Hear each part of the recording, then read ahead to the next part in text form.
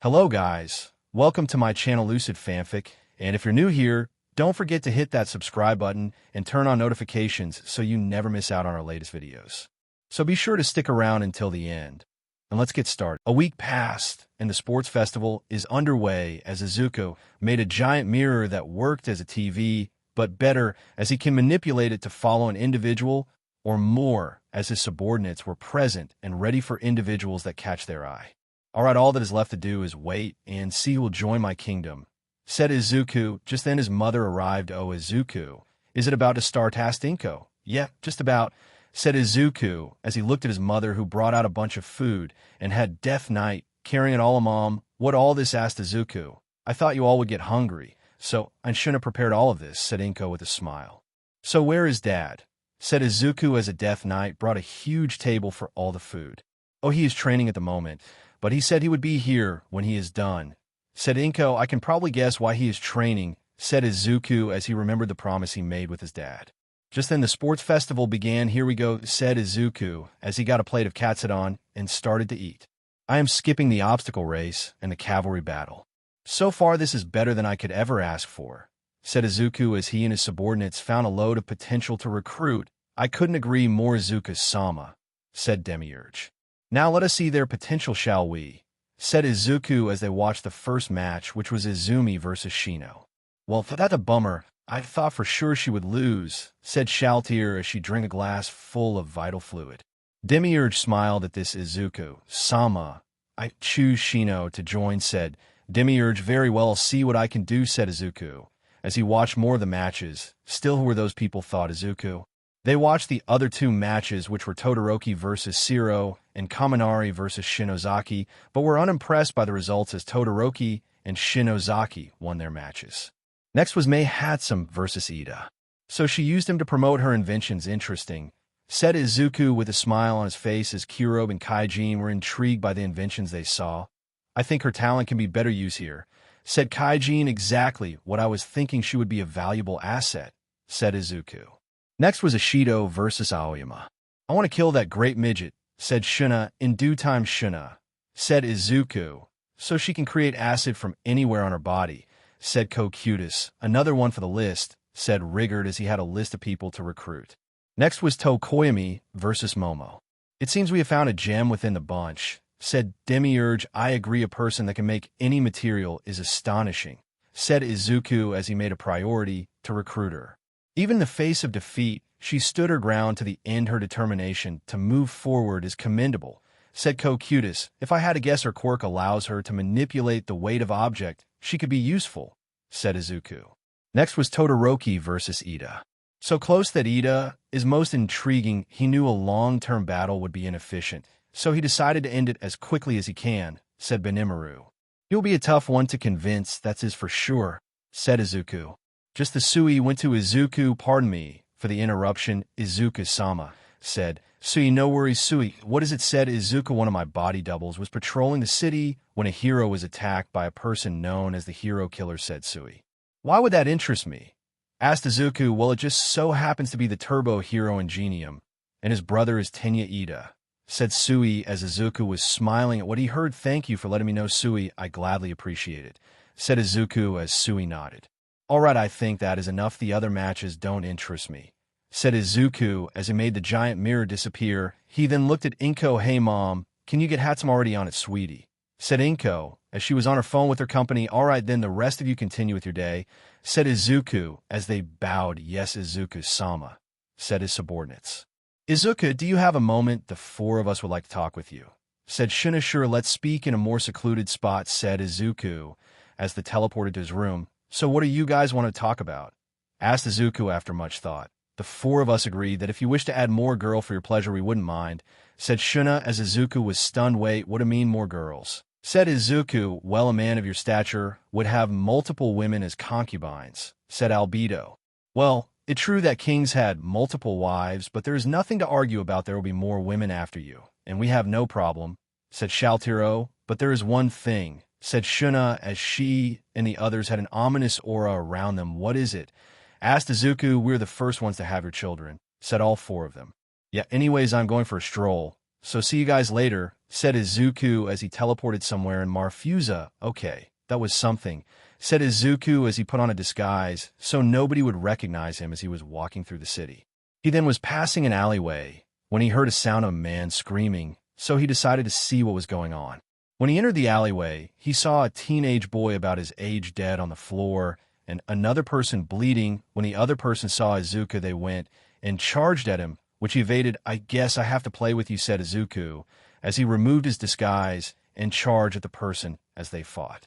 After the fight, Izuku returned to the throne room. Well, that was an interesting evening, said Izuku as his subordinates were waiting for him. Izuku-sama, are you all right? Asked Rigard. Yes, I'm all right. I'm better than all right, said Izuku as he sat on his throne. What do you mean? Izuku asked Shaltier. I've placed a mole within the League of Villains, said Izuku. Amazing, as expected of Izuku, Sama said Demiurge. May we know who this mole is so we don't kill the person by accident?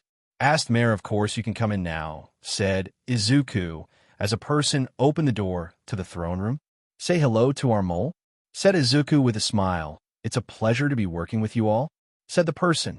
Now then, Demiurge, Albedo, please make sure our associate here is well informed about our situation. I have somewhere else to be, said Izuku. Yes, sir, they said as they bowed, and Izuku teleported away. Somewhere in Mizudafu, Iida was on his way back home from visiting his brother in the hospital. Curse you, Stain. Just you wait, I'm going to bring you down, said Iida in frustration. I can help you with that, said a voice as Iida turned around and saw Izuku. It's you, said Iida, as he got in a fighting stance while Izuku put his hands up. I didn't come here to fight, I just want to talk, said Izuku as Iida just glares at him. Yeah, talk about what you're surrendering, said Iida. No, I just came here to offer you a deal, said Izuku. Sorry, not interested in what you have to say. I am taking you in, said Iida, as was getting his phone out and about to call for heroes. All right, but know that I can help your brother walk again, said Izuku as Iida stopped and looked at him. What did you say? Asked Iida. I said I can make your brother walk again and be a hero again, said Izuku. That's not possible. The doctor said that he can't walk again, said Iida, looking at Izuku. See, that is the difference between me and the feast. I make the impossible possible, Iida, said Izuku as Iida is looking at him. I see you are still skeptical. I don't blame you, said Izuku. Tell me if you want to help. Why did you kill all those people? Said Iida as Izuku looked at the sky. Let's discuss this somewhere else, said Izuku as they teleported onto a roof and Izuku placed a barrier around them. What do you think about the society you live in, Iida? I want your opinion, said Izuku. What does that have to do with what I asked? Said Iida. Just humor me, said Izuku as he looked at the people below. I believe that society is a bit chaotic. More villains are appearing, said Iida. What do you think is causing it? Asked Izuku. It is probably due to people misusing their power, said Iida. Oh, Iida, how wrong you are, said Izuku. What do you mean? Asked Iida. Tell me, have you ever mocked, bullied, or been beaten for having the powers you were born with? Asked Izuku. No, replied Iida, as he looked shocked by the question. Well, I have, and so have others, just because we were either powerless or have a so-called villainous quirk, said Izuku as Iida was listening. You probably think I'm making this up. Well, how about you experience it for yourself, said Izuku as he put his hand on Iida's face and his eyes turned white. After a few minutes, Izuku let go of Iida's face and Iida drops to the floor and vomits for what he saw and then looked at Izuku. What you saw were my memories of what I and others had to go through because of the society we live in, said Izuku as he showed Iida his scars. How could people just do that? How are they to decide a person's worth? Said Iida as Izuku offered him his hand. Iida took it and stand back up. Now I know why you killed them, said Iida as he looked at the floor. The reason I killed them is that they had no place in my kingdom, said Izuku, which surprised Iida. What? Asked Iida. Let me show you the world I will create, said Izuku as he summoned the mirror and showed Iida his kingdom and saw everyone smiling and enjoying life. He saw kids with different quirks getting along. The people you are seeing are the villains from USJ. I gave them what society did not, said Izuku. What was it? Asked Iida. I treated them as people, replied Izuku as the mirror disappeared. So what do you say, Iida? Do we have a deal? Asked Izuku as he extended his hand. Iida was thinking about the matter, but after seeing other cruelty and unjust of society and how UA could let such people inside, Iida now, with a determined look, walked towards Izuku as shook his hand. Deal? Asked Iida. Izuku only smiled. Good. Then let us go to your brother then, said Izuku as he teleported to the hospital where Iida's brother was. He then put him to sleep as Izuku was using healing magic on him. After a few minutes, he was done. Is it done? Asked Iida as Izuku nodded as he teleported them out of the hospital and back onto the roof. Thank you truly, said Iida as he bowed. I was just keeping my end of the deal. Also, I will help you take down Stain, said Izuku as Iida nodded. Wait, you wanted me to do something, said Iida. There are two things I want you to do, said Izuku. What are they? I want you to gather information on your classmates for me and help me find more people for my cause, said Izuku. I will not fail you, said Iida as Izuku teleported back to his kingdom. How am I going to get down from here, said Iida as he's still on the roof. As Izuku teleported to his room, he then laid on his bed. How did that went better than expected, said Izuku, as he then smelled something unpleasant. He then noticed the smell was emitting from himself. Well, I guess I need a bath, said Izuku as he teleported to his private bathhouse. Once he was inside, he took off everything and placed it in a basket, then entered the warm water. Aha, this is the life, said Izuku as he was relaxing in the warm water. That is when he heard the door open and multiple footsteps. It's probably Albedo and them, thought Izuku as he placed a towel over his head. That is when he felt multiple ripples in the water and knew they were in the water. I hope you guys are enjoying the warm water, said Izuku. Yes, it is quite relaxing, Izuku-sama, said a female voice. Izuku knew that voice and took the towel off his head, only to see the Pleiades in their birthday suits. Izuku could only stare at them and admire how hot each one of them looked as his PP stood at attention. The Pleiades blushed and smiled while Izuku looked down and tried to cover his PP. Sorry about that, said Izuku. The Pleiades then went towards us with hunger in their eyes. It's lemon time. It okay, Izuku-sama, a maid must take care of her master, said Yuri as she started to slide Izuku's PP as he grunted. Yuri then put it in her mouth and started to bob her head up and down. Don't just focus on her, Izuku-sama, said Solution as she pressed her melons to his face as Izuku started to gulp on them. Ah yes, right there, Izuku-sama, said Solution as she made a voice in pleasure. Not wanting to be left out, the other three went to Izuku and tried to please him as well. As for Lupus, Regina, and Narbor were getting fingered by Izuku at a fast pace. After a few minutes, they all came as Izuku pushed deep into Yuri's mouth as she was trying to swallow all of it. As Yuri finished the last of Izuku's liquid, and the others were eager to get claimed by Izuku. That is when Izuku made 4 body doubles. I would feel bad if guys had to wait too long, so I'm making sure to please you all, said Izuku as his body doubles went to each of the Pleiades while Izuku went to Lupus Regina. Now let's get started, shall we?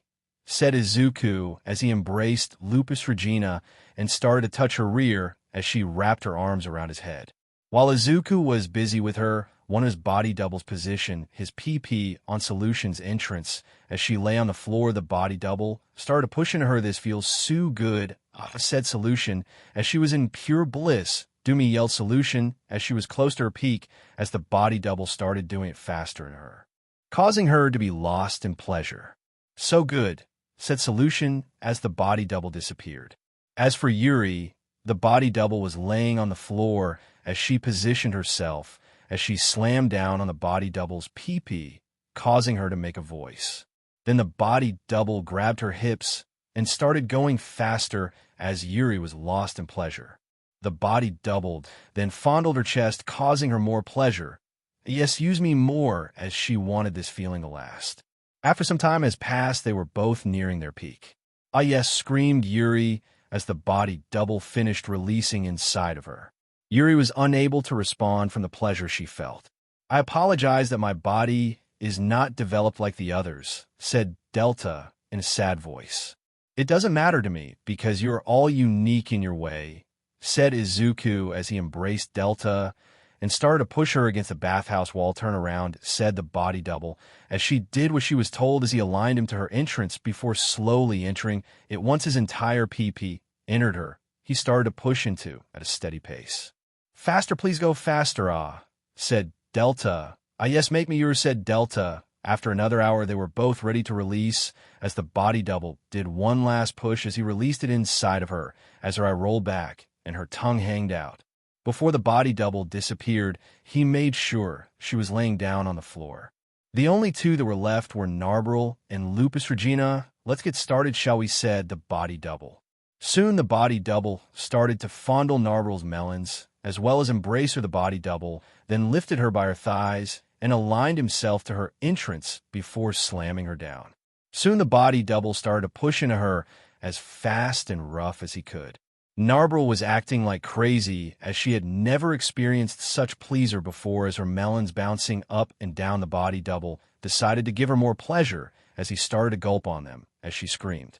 After a while, they were nearing their peak as the body double went faster. Yes, marks me as yours, said Narbril as the body double did one last push as they both came together. Narbril's mind went blank from the pleasure as the body double put her gently on the floor before disappearing like the others. As Izuku and Lupus Regina were still in the water, engaged in a passionate embrace as they separated their mouths. "Are you ready for the best pleasure you will ever experience?" asked Izuku, as Lupus Regina turned around started doing her too after a while. She was a babbling mess. "I think I might have gone overboard," said Izuku as he got the Pleiades and their clothes and teleported to his room. He then placed them on his bed as he was the last to enter, as they all snuggled close to him. "Good thing the girls agreed for me to have a group, but just how many more women will I conquer?" said Izuku as he went to sleep.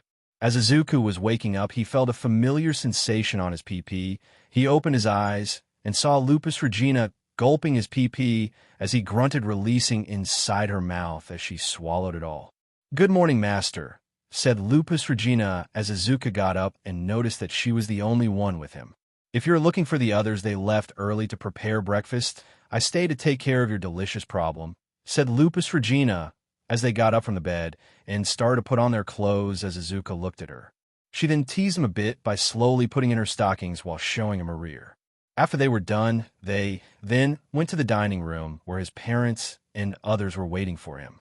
Izuku then sat down at the table while his parents were smiling. "So did you have fun, Izuku?" asked his father with a smug face. "I guess you could say that," said Izuku as the food arrived and they started eating. When they were finished, they headed to the throne room. "Oh, right, Izuku, remember today is the day that May Hatsume girl is showing up for the internship," said his mother as Izuku nodded. "Don't worry, I can get her on my side." "No problem," said Izuku as he sat on his throne. Then Sui appeared from the shadows. "Izuku-sama, I just received a message from Iida," said Sui. "What is the message?" asked Izuku. "All he says is that he will be on patrol with a hero where the hero killer usually strikes," said Sui. "All right, thank you, Sui. And if the hero killer shows up and notify me," immediately said Izuku, as Sui nodded before disappearing. "Looks like today is going to be an eventful day. Now, let us get ready," said Izuku as his subordinates left the throne room to prepare. "Well then, I'm off to go get our new ally," said Inko as she kissed Hisashi on the cheek before Seabass teleported her back to the company. "So when am I going to have a new sister?" asked Izuku with a smile as his dad looked at him with his arms crossed. "Well, when is your mother and I get to meet our grandchildren?" replied Hisashi with a smirk, as Izuku blushed. "Should have seen that coming," said Izuku as he sighed.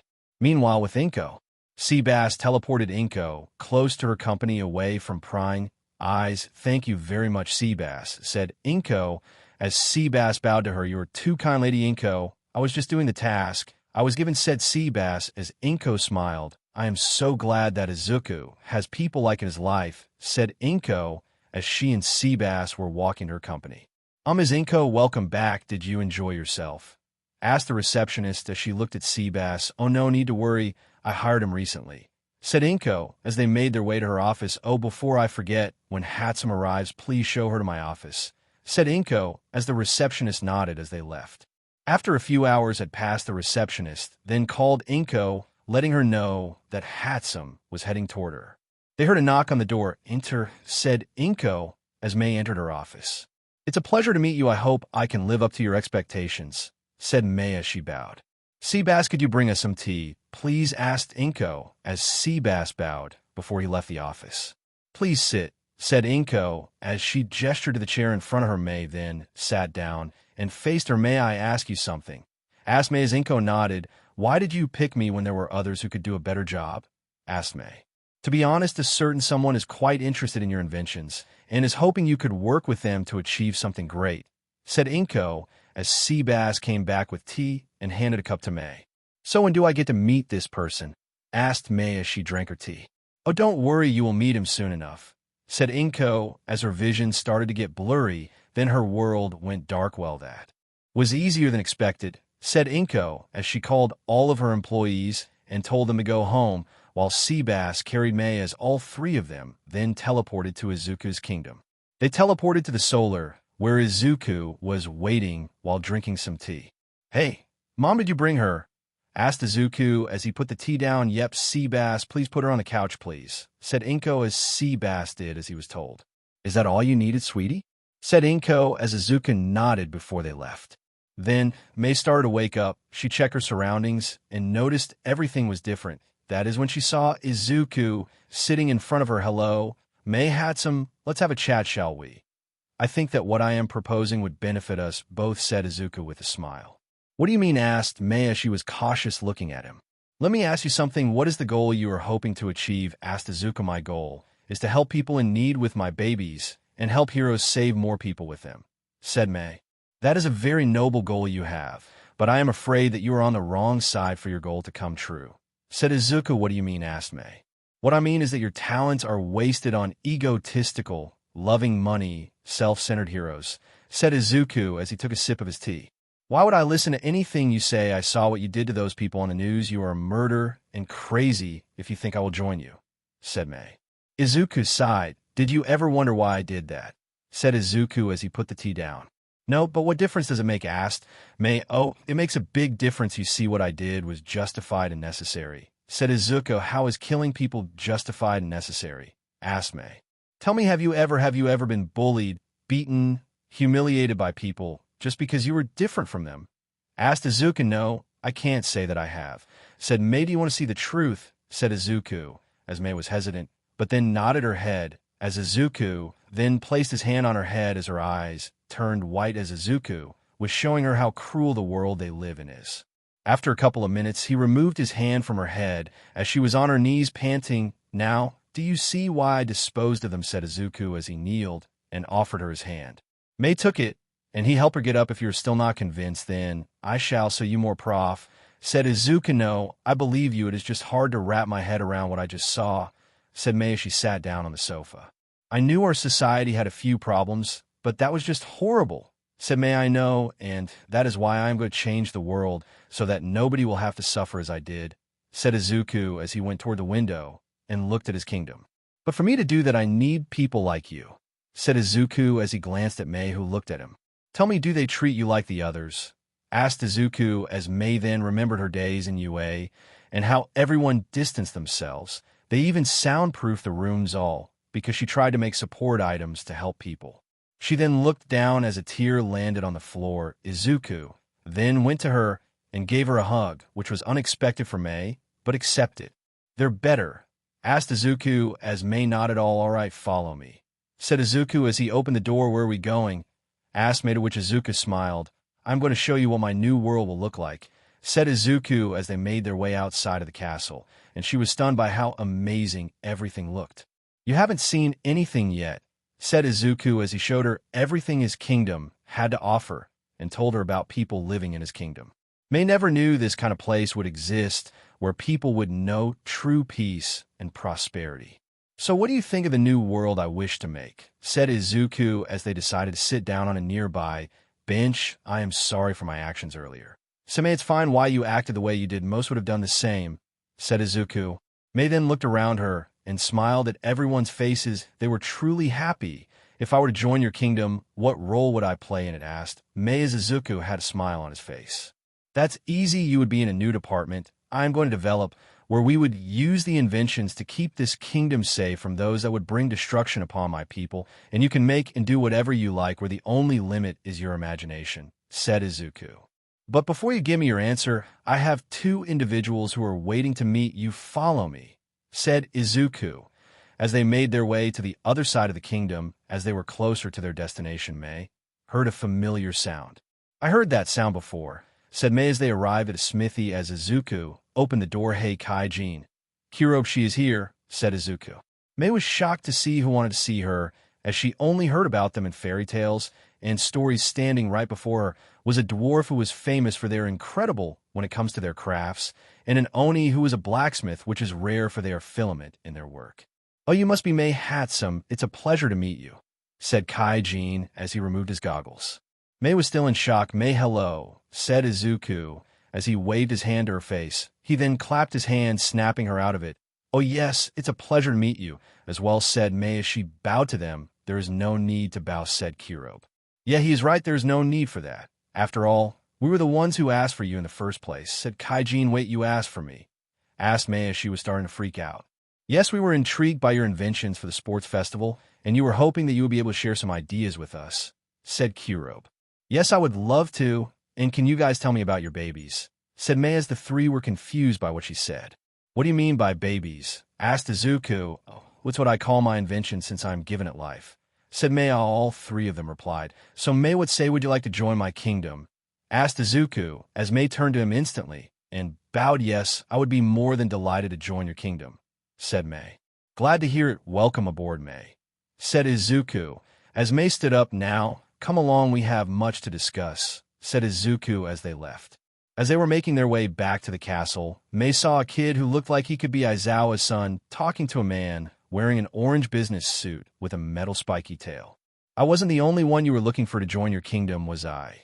said May as Izuku stopped walking and turned to see May looking. "At Shinso, that is correct. We saw many with potential, including you two. Soon they will join, as well as only a matter of time," said Izuku. "So how did you get him to join?" asked May. "I just told him the truth, and what his quirk is capable of, that's all," said Izuku as they then made their way back.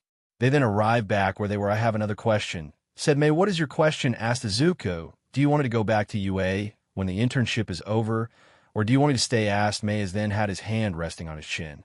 After a few minutes, Izuku looked at May. "Tell me, May, how good is your acting?" asked Izuku, as May looked at him a bit confused. "I guess it's average." "Why," said May, "I have something in mind," said Izuku with a smile as he explained the idea he had in mind. Just as he was done explaining his idea, there was a knock at the door. "Enter," said Izuku as Demiurge and Shinso entered the room. "Pardon the interruption, Izuku-sama," said Demiurge as he bowed. "Don't worry about it. How can I help you?" said Izuku as Shinso came forward. "I just came to inform you that I am being transferred to Class 1B soon, and if you had any orders for me," said Shinso. "Oh, that is interesting. I guess I was not the only one who noticed the value of your quirk," said Izuku, "since I want you to do what Iida is doing. See if you can find more people to join discreetly." "Of course," said Izuku. "Yes, I understand," said Shinso. Just then Sui appeared in front of them, causing May and Shinso to jump back a bit. "Apologies, I didn't mean to startle you," said Sui. "It's all right," said May and Shinso. "Since you're here, I can assume you found Stain," said Izuku. "Yes, it is, as you said, Izuku-sama," said Sui. "Good, I will come along on this trip," said Izuku, as he was getting up from a sofa. "There is no need for you to go, Izuku-sama. I will take care of it," said Sui. "I agree, this Stain is not worthy of your precious time," said Demiurge. "I made a promise to Iida, and I intend to keep it, so that is why I am going." Demiurge, "Continue training Shianso and have the others prepare a room for May," said Izuku. "It will be done, Izuku-sama," said Demiurge. Izuku then teleported to where Sui's real body was. "So, where is he?" asked Izuku. "Currently, he fighting Iida, Izumi, and Shoto. They're barely able to dodge his attacks." "What are your orders?" said Sui. "Let's just see what happened for the time being. I asleep. Want to know what his quirk can do," said Izuku as they watched the fight unfold. For 30 to 7 o'clock. As they were fighting, Izuku noticed that every time Stain tried to lick one of their vital fluid, they would attack. "I see. So that is how quirk works," Sui said Izuku. As Sui looked at him, "I guess you know his quirk's ability as well," said Izuku as Sui nodded as they watched the rest of the fight. Just as Izumi and Iida were about to hit Stain, he threw a knife at Iida, which caused him to shield his face. Stain used Iida as a platform to avoid Izumi's punch. Stain then grabbed her head and threw her at Iida, which caused them to crash into the ground. Stain then started to head towards Shoto by jumping from wall to wall, avoiding his attack. Stain then closed the distance, then roundhouse kicked Shoto in the face, knocking him out. "All right, Sui, are you up to teach him what it means to be a real ninja?" said Izuku. "Yes, Izuku-sama," said Sui as he went to fight Stain. Meanwhile, Stain got his sword out. "You fakes weren't that bad, but now it is time for you all to die," said Stain as he was about to stab Iida. Just then Stain moved out of the way as a kunai embedded itself where Stain stood. You have sharp skills if you can dodge that, said Sui as Stain turned to him. Who are you, another fake? Asked Stain as he got in a fighting stance. You may call me Sui, for in the name of Izuku-sama, I will be you the last opponent you will ever face, said Souse as he unsheathed his swords and pointed one of them at Stain. Is that so? Well, let's see if you can back that up, said Stain as they both prepared to strike at each other as a drop of water then from a pipe fell to the ground, and there. Battle began. Stain and Sui were in a heated battle as their sword clashed, and sparks flew in every direction as Stain tried to cut Sui to activate his quirk as Sui kept blocking his attacks. Then Stain threw one of his knives at Sui only for Sui to counter with his kunai as they bounced off each other. Stain then did a downward slash as Sui blocked it by moving his sword horizontally above his head, then swung his other sword at an angle as Stain moved back, causing Sui to grace his cheek. You pretty good? I don't remember the last time I had a decent warm-up, said Sui as Stain was angered by this and charged at Sui again. As their battle continued, they failed to notice that they are out in the open on the streets. Instead of the alleyway, pro-heroes were making their way towards them, as Izuku then jumped down from the roof, causing Stain and Sui to stop. Sui, that is enough playing around. We will have guests soon finish this before they arrive, said Izuku. Yes, forgive me, Izuku-sama, said Sui as he looked at Stain. I will finish this now. Prepare yourself, Stain, said Sui as Stain then jumped in the air and raised his sword above his head and swung down as Sui stood there. Just as Stain's sword was right in front of Sui's face, it stopped along with Stain as he couldn't move his body. What the hell did you? Why can't I move my body? Said Stain as he was struggling to move. As I said earlier, I will be the last opponent you will ever face, said Sui as Stain noticed something shining in front of him. As he looked closer and noticed it was some type of wire, he then notices that it was on his sword wrist and legs. Then the heroes arrived. Just Sui pulled on the wire, causing Stain's hands and feet to be cut off. Stain screamed in pain as vital fluid gusted out where his hands and feet were.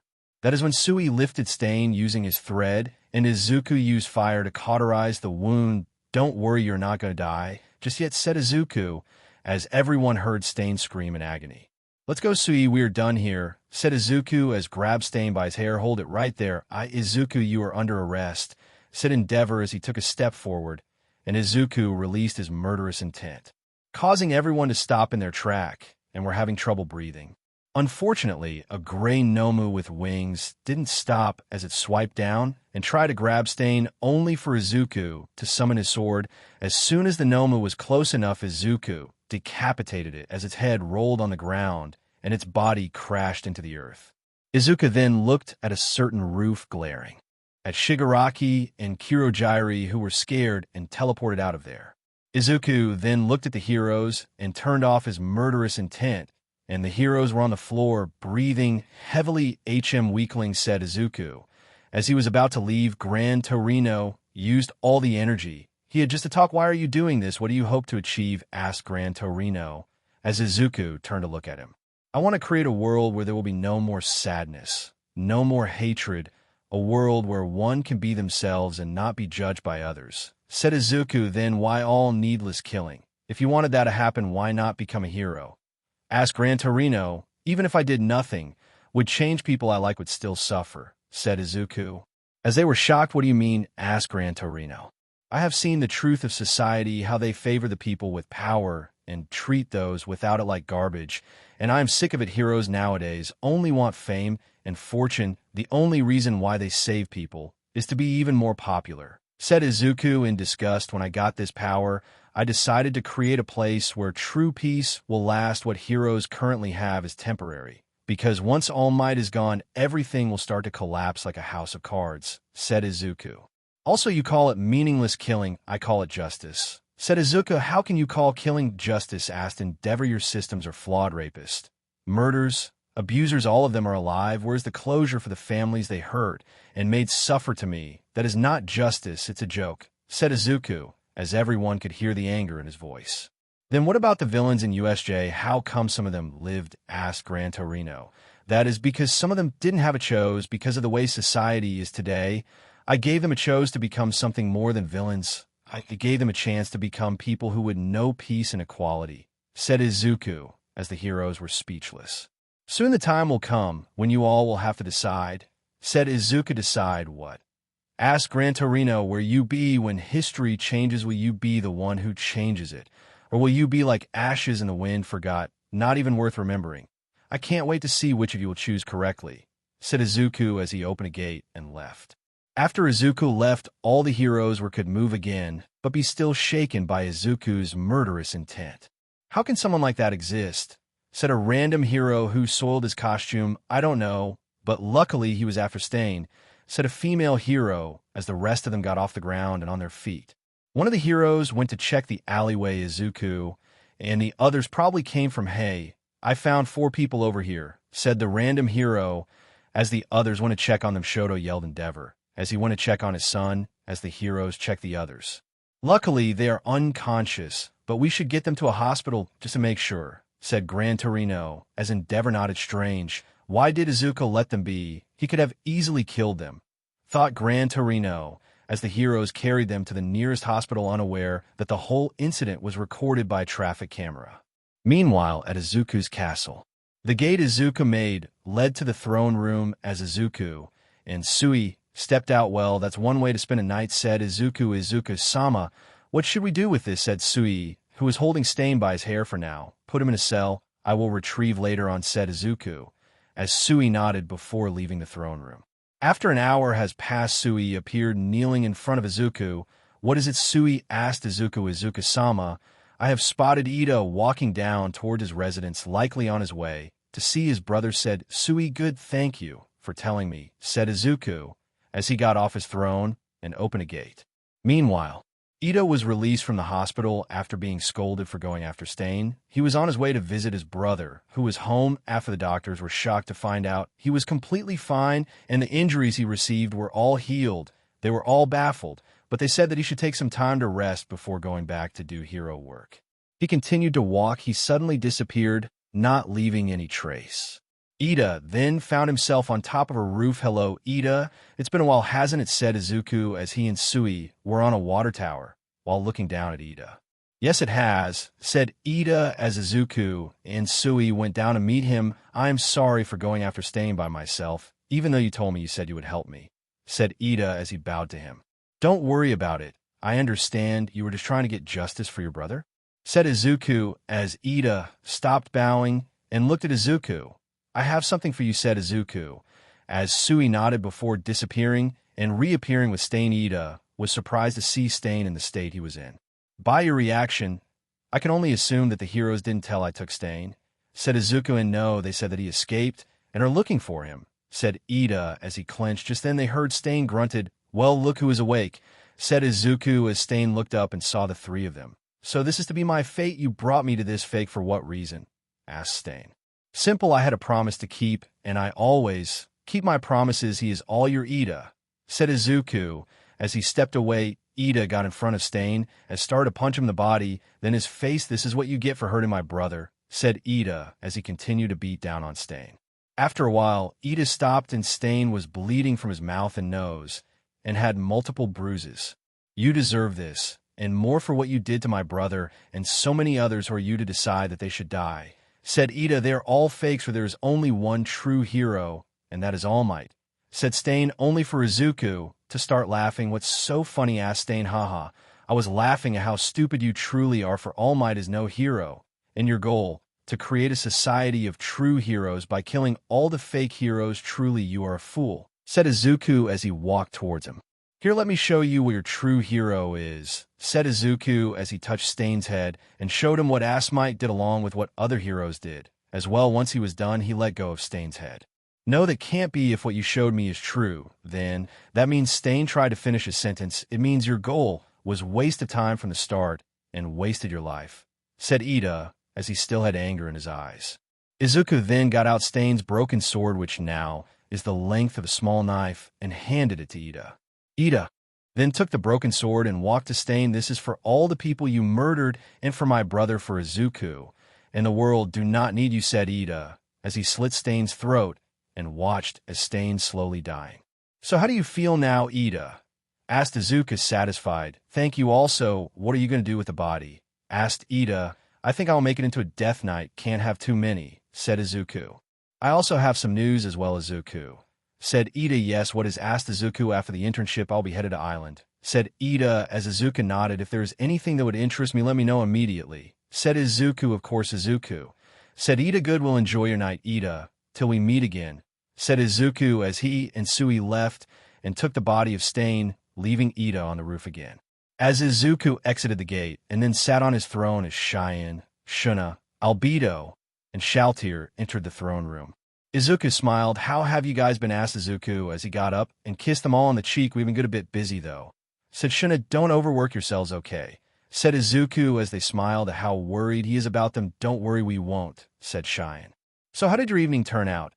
Asked Shaltir. Pretty good. Not only did I get Stain, but also made sure my message would spread, said Izuku as he knew that there was a camera and took the opportunity to get others to his side. That is wonderful to hear, Izuku, said Albedo. Oh, that reminds me, how is Vesta doing these days? I should visit him. Said Izuku. He is doing fine. In fact, he wishes to speak with about creating a potion he has been working on. Said Shuna. All right, I will go see him when I have the chance, said Izuku. That reminds me, we don't get to spend a lot of time together, do we? Said Izuku. Yes, we have all been busy as of late, trying to get this kingdom ready to enter the world. Said Albedo. Well, how about I take you all on a date tomorrow? I will have the others do your work. Said Izuku, as they all had a smile on their faces. That would be lovely. We get everything ready, said Shuna. All right, we will go to the area where there are fewer heroes, and I will make sure that they don't recognize us, said Izuku, as they all nodded. Well, we can't wait to spend some quality time with you, Izuku, said Cheyenne, as she buried his face in her chest. I will go prepare some clothes for us to wear, said Shuna, as Izuku nodded, and they all started to leave the throne room to prepare for the date. Time skip next day.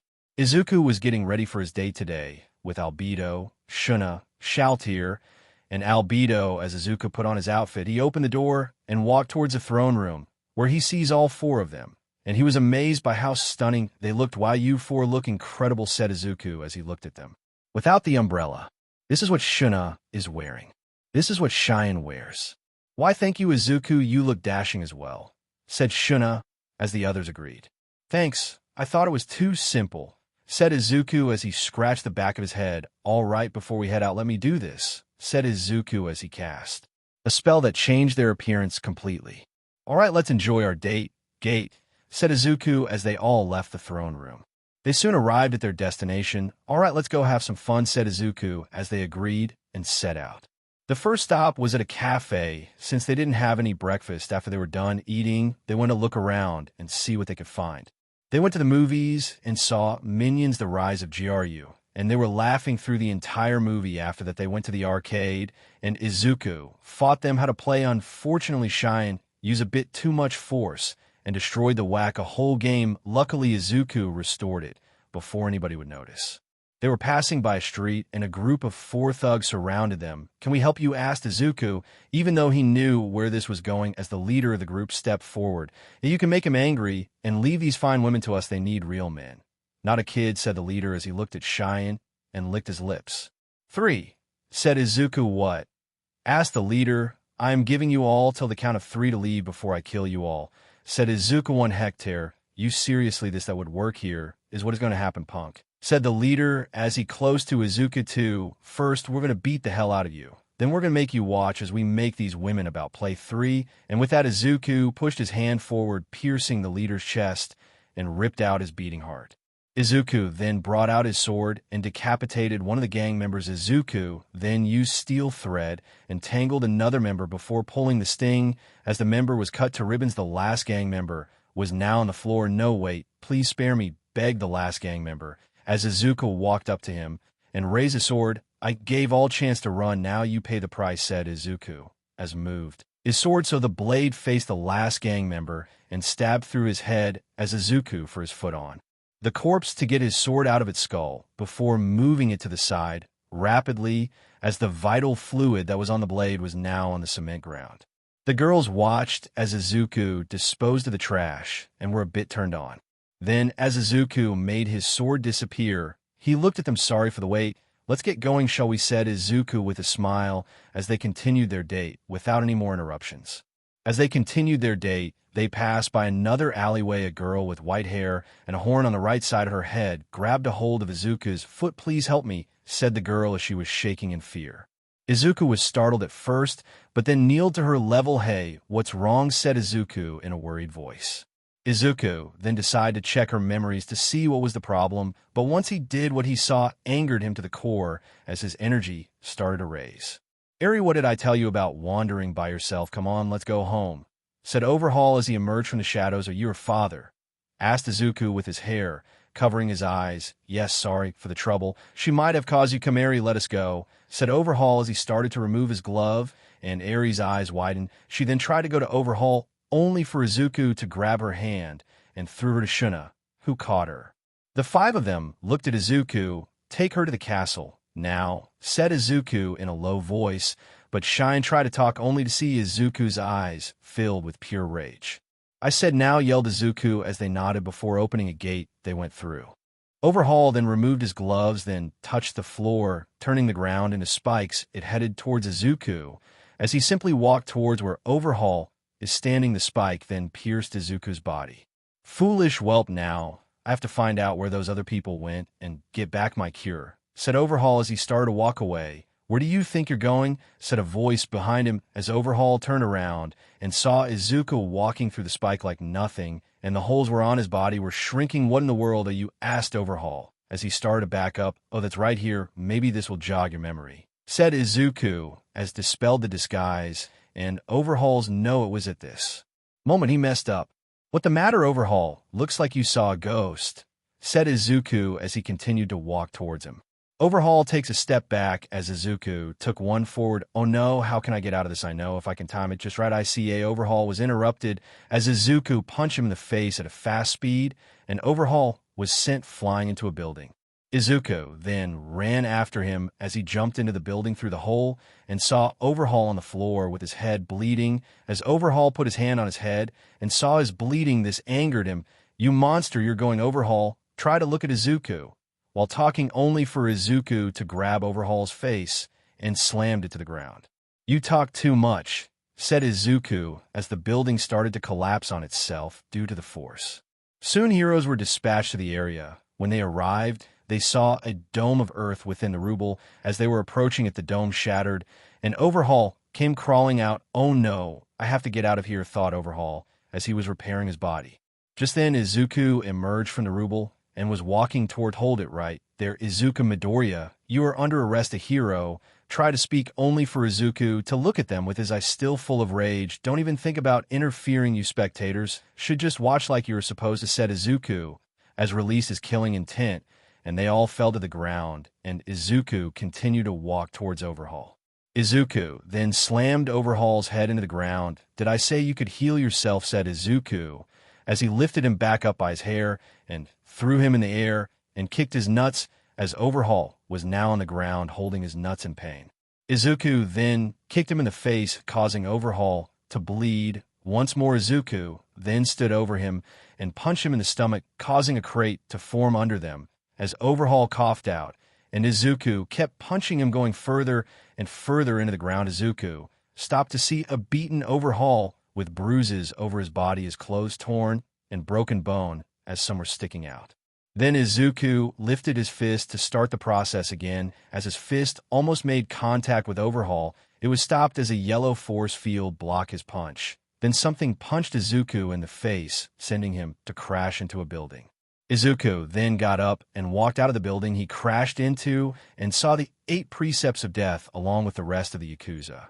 Well, looks like more trash has shown up. You best get out of my way. If you do, I will kill you all later," said Izuku as his aura got bigger, and they were all scared but held their ground. "Ignore Natsu. It doesn't matter, we would gladly die if it means that our boss gets to live," said the Plague Mask wearing a black sombrero, and the rest cheered. "Very well, then let the Symphony of Death commence," said Izuku as he brought out his sword and charged at them. "Protect Overhaul, no matter what," said one of the Yakuza as he got his neck cut off and vital fluid sprayed on the others. Izuku was cutting them all to shreds. Everything was flying in every direction. As Izuku was slaughtering the grunts, the others got Overhaul and were making their escape. As Izuku saw this, in the corner of his eyes, "Out of my way," yelled Izuku as he stabbed one of the Yakuza in the chest and grabbed another one by the hand and threw him towards the others, knocking them back. While Izuku was slaughtering them, a news helicopter was filming. As you can see, it is a total bloodbath as the criminal Izuku is battling the Yakuza. We have yet to determine the reason, but rest assured we'll keep you updated, said a news reporter as the heroes in UA were watching we spent all this time investing the Yakuza, and he is destroying them, said Naitai. This is all my fault, said All Might as he clenched his fist. Why are we standing around for this? Might be the only chance we get to bring him in, said Endeavor as he was leaving the building. How are we supposed to do that? Quirk suppression methods aren't going to work, said Cementos as Endeavor stopped and looked at if we can beat him using peaceful mean, we do it by force, said Endeavor as he left. Nizu was sipping his tea and looking at the carnage Izuku was making inside. He has a point, I'm afraid. If we don't him here, we might never get another shot, said Nizu as he got up from his chair. All classes are canceled for today. All teachers move out, said Nizu as they all got up and were leaving to go bring Izuku. And I wish we met earlier in life, Izuku, said Nizu as he got on Aizawa's shoulder. Izuku continued to kill the Yakuza as he was drenched in their vital fluid from head to toe. No matter how many I kill, they are like cockroaches, said Izuku. That it comes to me, said Izuku as put his hand on the ground, and summoning circle appeared, and an individual with black hair with red highlights, golden eyes with red pupils, wearing a butler outfit appeared next to Izuku. Who may I be of service, master, said the individual as he bowed. Noir, kill every last one of them while I go after Overhaul, said Izuku. Of course, it would be my pleasure, Izuku-sama, said Noir as his nails extended claws. Izuku nodded before as he teleported to the roof of a building now that he didn't have a bunch of enemies coming at him only to die every second and started to hunt down Overhaul. After him, said one of the members, only to being cut in half as Noir's claws were covered in vital fluid. I am afraid I can't let you do that. My master gave me an order and I plan to complete it, said Nori with a smile on his face. Izuku was running on the rooftops to where Overhaul was as he put a piece of string on him while he was beating him. Soon Izuku saw the 8 precepts of death, with the biggest of the 8 carrying an unconscious Overhaul. Soon Izuku dropped down from the roof and landed in front of them. Where the hell you think you're going? Said Izuku, as he pointed his sword towards them as vital fluid dripped to the ground. Then 3 of them came forward. One had blonde hair, the other one was bold, and the last one had a sack over his head. You guys go on ahead, we'll buy you as much time as we can, said the blonde-haired Yakuza, as the other stated to run the other direction. Where do you think you're going? Said Izuku as he about to chase after them. But the bold-headed Yakuza member activated his quirk, which caused crystals to form on his body, and punched Izuku back. Izuku stabbed the ground with his sword and slowed his momentum. Then the guy with the hood ran toward him as Izuku was ready to slash him. His sword disappeared, and the guy with the sack over his head chomped on his arm as Izuku jumped back to get some distance. Hey, are you looking for this? Said the Yakuza with blonde hair as he had Izuku's sword in his hand. You're not worth touching that sword, said Izuku as regenerated his arm and went to the blonde-haired Yakuza, only for the crystal guys to block his way as the guy with the hood was behind Izuku, ready to attack. Why didn't magic cry the banshee? Said Izuku as the sound caused all 3 of them to cover their ears in pain as they could not take the sound. Izuku took advantage of this and ripped him, ran to the crystal guy, and was in front of him as he was ready to punch Izuku. Maximize magic reality / Izuku, said as the crystal guys were cut in half vertically. Izuku then started to walk over to the blonde guy who recovered from a hit. The blonde guy charged at Izuku with the sword, only for Izuku to grab the blade and uppercut him as flew and fell to the ground. Izuku then walks to where he fell. This is for touching my sword, said Izuku, stomping on his head, crushed as Izuku continued to go after Overhaul. 5 to go, said Izuku as he ran in the direction they went. Noir was finishing off the last of the Yakuza. As there were only 5 left, they were surrounded by the bodies of the entire Yakuza. Well, who is next? Asked Noir, as one of them got his gun out and shot at Noir as he sliced the bullet in half with his claw. And the 2 Yakuza that were behind him died as the pieces of bullet pierced their head and dropped to the floor. Noir then rushed at 2 of the Yakuza members and pierced them through their chests and pulled out their beating hearts. He then tossed them to the ground. You are the last one, said Noir as he approached the last Yakuza, who was shaking in fear. He then his pistol in his mouth and fired, killing himself as Noir seemed surprised by the action. "Well then, know that the trash has been dealt with. I should return to Izuku-sama," said Noir, but before he could go anywhere he was tied up in cloth and turned his head around and saw some top 10 pro heroes arrived. "You're not going anywhere," said Best Jeanist as he used his threads to tie up Noir. "How amusing. You think this will be enough to stop me," said Noir as he easily ripped the threads to shreds. "If I want to reach my master, I have to deal with you. Is that correct?" said Noir as the heroes readied themselves.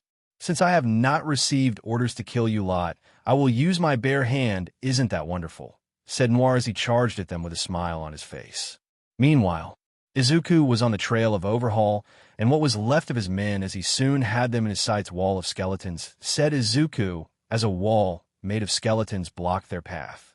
They tried to find another way out, but Izuku appeared before them. "No more running around. I had enough of this," said Izuku, as the guy with greasy black long hair, reaching just below his shoulders, wearing a furry vest, used his quirk on Izuku. "F off, lightning," said Izuku as he pointed at the Yakuza, as lightning shot out of his finger, electrocuting the Yakuza member as he screamed in pain until he was nothing but ashes. Just then a huge, tall, and very large, muscular man with long, light brown hair came after Izuku as they both were ready to attack. "Enough of this," yelled Izuku as grabbed them by their faces and slammed them into the ground. Izuku then looked at the two remaining Yakuza members. One had a black bowler hat, and the other one was a tall, slim man with short, spiky hair of a pale color. The yellow-haired Yakuza member activated his quirk, and a yellow force field surround them and overhaul them. "Will this hold, Tengai?" asked the other Yakuza member. "Yes, I am. We have to find a way to escape from here," Nemoto said Tengai. Izuku then extended his hand to where Tengai was, and a transparent heart appeared in his hand. "Grasp heart," said Izuku, as he crushed the heart. Tengai had dropped to the ground dead.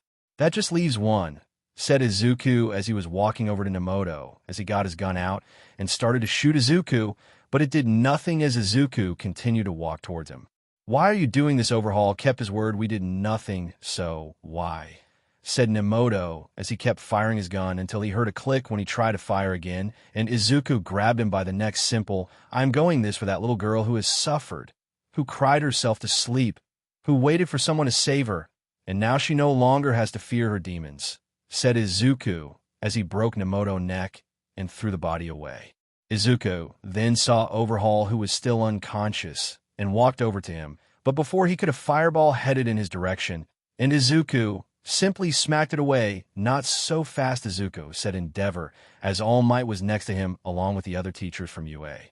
"I have no business with you. Be gone while I still allow it," said Izuku as Night Eye then walked in front of him. "Izuku, I want to know why all this death? Why all this carnage?" asked Night Eye. "Tell me, Night Eye, was he your target?" asked Izuku as Night Eye was surprised that he knew. "Yes, but why does that matter?" asked Night Eye. "Did you know how they make those quirk erasing bullets?" asked Izuku. "No, as far as we know. He is using something special for it," said Night Eye. "He was using the vital fluid of little girl no older than 6 years old," said Izuku as the heroes were shocked by the news. "Tell me, if you knew this information, what would you have done?" asked Izuku as he looked at Night Eye. "I would have proceeded with caution and made the necessary step in order." Night Eye tried to speak only for Izuku's aura to rise. "Steps you would wait while she suffers. You are the exact reason why I hate our current world. All this BS is worthless. Your law is worthless," yelled Izuku, as the heroes were having a hard time standing due to the pressure of Izuku aura. "You all wasted enough of my time. Be gone," said Izuku as he made a gate under them, and they vanished. As Izuku turned around to where Overhaul was, only to see nothing. Izuku looked around for the other two, only to see and hear nothing. "Those monsters," said Izuku, as the ground was shaking, and he clenched his fist. Just then Noir appeared behind him. "They have finished dealing with the trash, Izuku-sama," said Noir as he bowed, and Izuku then took a breath to calm himself. "Should we go after them?" asked Noir. "No, everything is okay for now. Let us go. I want to check up on the girl," said Izuku, as he opened another gate and stepped through it. So, this was the end of part 2 of this series. Stay tuned for next part of this series, and if you like this video, don't forget to like, share, and subscribe to our channel. Until next time.